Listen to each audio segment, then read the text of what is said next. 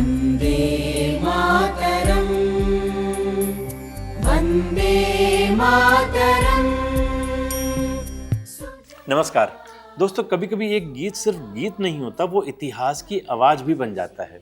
और आज फिर उसी आवाज ने भारतीय राजनीति में तूफान ला दिया है।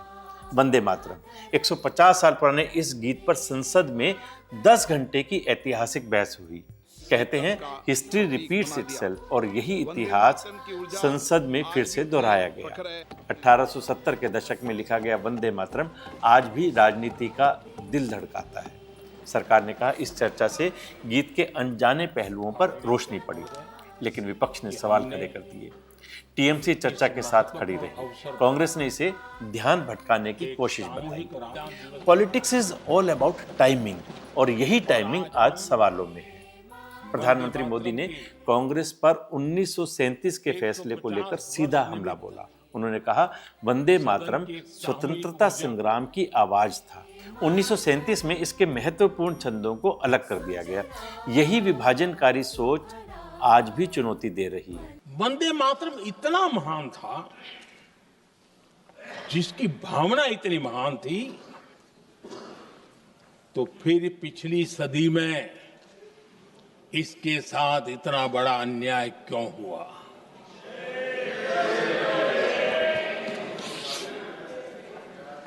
वंदे मातरम के साथ विश्वासघात क्यों हुआ?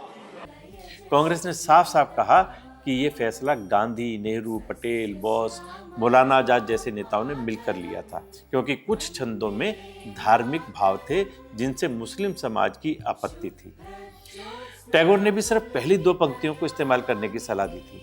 कांग्रेस ने आरोप लगाया कि पीएम इतिहास बदलकर पेश कर रहे हैं, जबकि बीजेपी ने संसद में नेहरू का असली रुख रखा।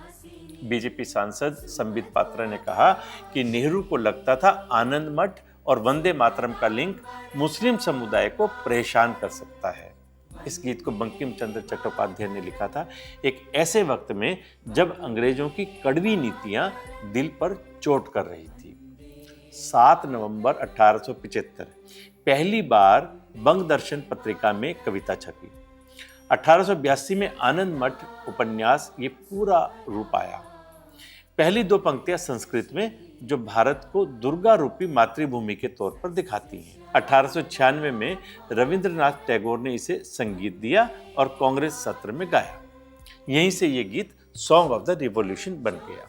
1905 में बंगाल विभाजन के विरोध में ये गीत कलकत्ता से लाहौर तक आज़ादी का नारा बन गया। अंग्रेजों ने इसे रोकने की कोशिश की, लेकिन आवाज़ रुकती नहीं। You can kill the dreamer but you can't kill the dream. Muslim league ने धार्मिक इमेजरी पर आपत्ति की। गांधी ने समर्थन भी किया और सावधानी भी बरती। 1937 में कांग्रेस ने इसे सिर्फ पहली 2 पंक्तियों के साथ अपनाया। 1950 में संविधान सभा ने जनगण मन को राष्ट्रगान और वंदे मातरम को राष्ट्रीय गीत घोषित किया। दोस्तों, मिट्टी की खुशबू, धड़कनों की लय, वंदे मातरम सिर्फ शब्द नहीं, भारत की स्वयं व्याख्या है।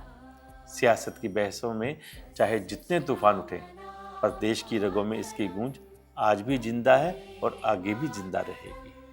वन्दे मातरम्, वन्दे मातरम्।